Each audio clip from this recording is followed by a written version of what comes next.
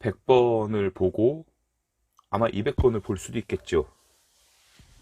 정말 정말 좋아하는 영화 세븐의 감독 데이비 핀처가 2014년에, 물론 뭐 다른 영화들도 대부분 그렇게 만들었겠지만 유독 어금니를 꽉 깨물고 만들었다는 느낌을 주는 영화 나를 찾아줘입니다.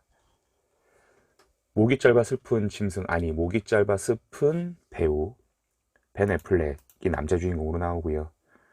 저랑 같은 79년생 동갑내기 양띠 로자먼드 파이크가 여자 주인공으로 나옵니다. 뭐 간략히 영화의 내용은 이렇습니다. 베스트셀러 책의 주인공으로 자라난 여자 주인공 에이미는 꿈에도 그리던 이상형이라고 믿었던 남자 닉을 만나 결혼을 하고요. 근데 막상 결혼해보니까 생각한 반 달리 결혼 생활이 굉장히 재미가 없었죠. 그래서 결국 새로운 삶을 꿈꾸고자 닉에게 빅엿을 먹이려고 살인사건으로 위장한 탈출극을 간행하고요. 그 과정에서 베스트셀러 작가인 부모의 호강을 입어 에이미의 사건은 미국 전역에 이슈가 됩니다. 한편으로는 또 닉 또한 작가였기 때문에 그의 직업이 주는 여러 가지 배경으로 인해서 이 사건은 정말 기하급수적으로 부풀려지게 되는데요. 결국은 도주 과정에서 뜻하지 않은 사고를 만나 과거 자신을 좋아했던 남자, 갑부집 남자에게 중간 빅엿을 날리면서 화려하게 복귀하는 에이미, 그리고 영화는 그녀의 완벽한 승리로 막을 내립니다. 얼마 전이었죠. OBS 경인방송에서 일요일날 이 영화를 해주더라고요. 토요일이었나 일요일이었나. 사실 저는 토요명화 주말의 명화 명화극장 세대였기 때문에 이 TV에서 해주는 영화에 대한 향수가 굉장히 강합니다.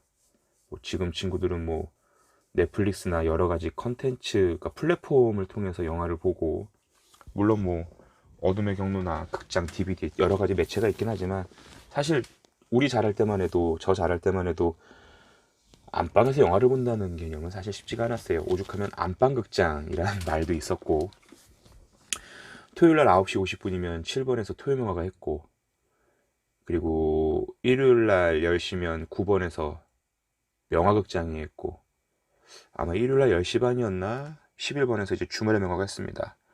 빰 빰 빰빰빰빰빰빰빰빰빰빰빰빰 빠라밤.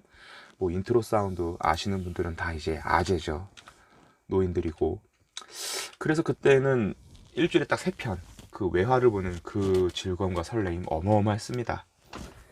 사실 왜 외국인들이 우리나라 말하지? 라는 되도 않는 호기심도 잠시 있었고, 아무튼 그랬는데 최근 들어서는 좋아하는 영화를 찾아보고 또 그러다가 주말에 EBS와 OBS에서 하는 영화들이 저는 또 제법 즐겁더라고요. 한 20분이 멀다고 중간 광고 싸지르는 케이블 영화는 달리 집중도도 높고 또 영화의 자막이 굉장히 친절합니다. 이 영화만 하더라도 영화 중간중간 뭐 포스트잇, 달력에 붙인 포스트잇이라던가 메모지 있는 메모들까지도 그 위치 바로 옆에다가 자막을 써주는 디테일들. 물론 뭐 영어 잘하시는 분들이야 필요 없는 설정이겠지만 저처럼 외국어에는 문외한인 사람들에겐 굉장히 좋은 설정이기도 하고요. 아무튼 그래서 OBS에서 이 영화를 봤습니다. 뭐 개봉 당시에도 이 영화를 보면서 정말 숨이 멎을 정도의 공포감을 느꼈었고, 그때보다 결혼 생활이 꽤 오래 지난 지금 보니까 그 공포감은 더 크게 다가오는 것 같더라고요.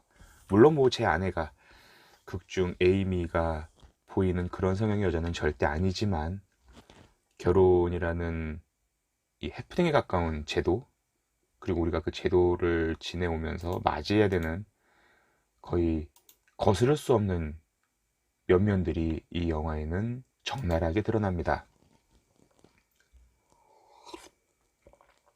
그리고 가장 놀라웠던 건 에이미가 그렇게 사라지고 난 뒤에 에이미 부모가 나타나서 우리 에이미를 찾아주세요 하면서 닷컴 사이트를 만들고 후원회를 조직하고 자원봉사자들을 모집하는데요.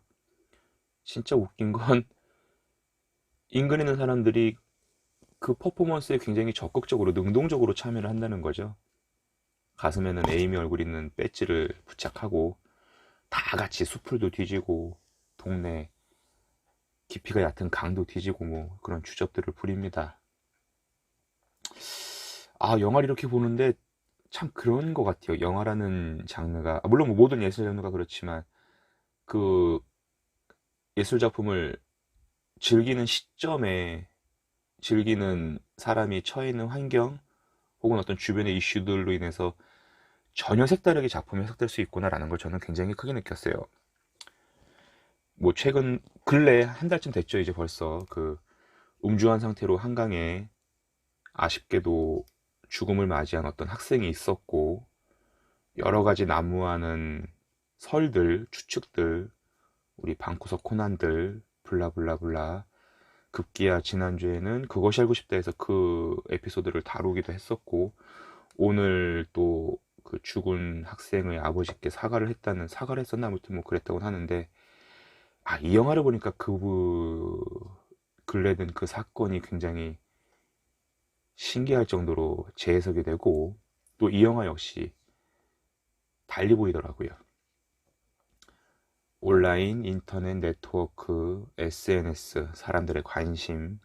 어찌 보면 우리는 더 짧은 시간에 거의 순간에, 찰나의 순간에 가까운 그 영역에 지구 전체를 커버하는 매체를 손바닥 안에 갖고 있음에도 불구하고 그 어느 때보다도 외로워하고 그 어느 때보다도 고독에 우울증에 허덕이는 시대를 살고 있지 않나 저는 봅니다. 왜 도대체 밥 먹기 전에 음식을 사진으로 찍어야 하고 왜 공연장 갔다 왔으면 티켓 사진을 찍는데 사진 구퉁이에 채널이나 니네 집동 지갑이 있어야 하며 뭐 아무튼 주구장창합니다. 참 뭐라 그럴까 메뉴 나올 때마다 사진 찍고 이렇게도 찍고 저렇게도 찍고 먹는 모습 찍고 뭐 아무튼 그럽니다. 뭐 그게 나쁘다는 건 아니고 저는 그냥 그게 싫어서 솔직히 왜 그러는지 모르겠고 물론 뭐 저도 집사람이랑 신혼여행 갈 때 풀빌라에서 기내식에서 먹었던 음식들을 몇 장으로 사진을 담아 놓았어요. 뭐 저 역시 추억이란 이름 아래 자행한 셀프 만행일지도 모르겠지만 아무튼지 간에 그래서 영화는 거의 범우주적으로 미국 전역을 들쑤셔가며 에이미를 찾기에 혈안이 되어 있고 에이미는 완벽에 가까운 시나리오로 남편 닉을 연맥입니다. 도대체 우리는 왜 이렇게 언제부턴가 남들 일에 관심을 많이 가졌던 걸까요? 그놈의 오지랖, 오죽하면 오지랖을 잘 부리는 사람에게 오지랖퍼라고 이름까지 별명까지 지어주는 시대에 삽니다. 사실 저도 어디서 주워들은 표현인데 영화는 결국 인간의 관음증을 가장 궁극으로 재현해주고 대리만족시켜주는 장르라고 하더라고요. 재밌잖아요. 남들 사는 얘기. 사실 우리가 사는 게 뭐 정말 거기서 거기거든요. 근데 유독 남들 사는 얘기에 관심을 기울입니다. 멋있는 표현으로는 관음증이 될 테고 직설적인 표현으로는 호기심이 될 테고 훔쳐보고 싶어하고 지켜보고 싶어하고 관전하고 싶어하고 관람하고 싶어하죠. 1루에서 2루까지 죽어라 뛰면 도루는커녕 주루플레이도 제대로 할 수 없을 만큼의 운동신경이 나쁜 사람들도 프로야구는 죽자고 보고 물론 뭐 그게 잘못했던 뜻이 아니라 이 스포츠를 실제로 행하는 것과 또 그 스포츠를 관람하는 것에 대한 카타르시스는 저는 사실 다르다고 보거든요.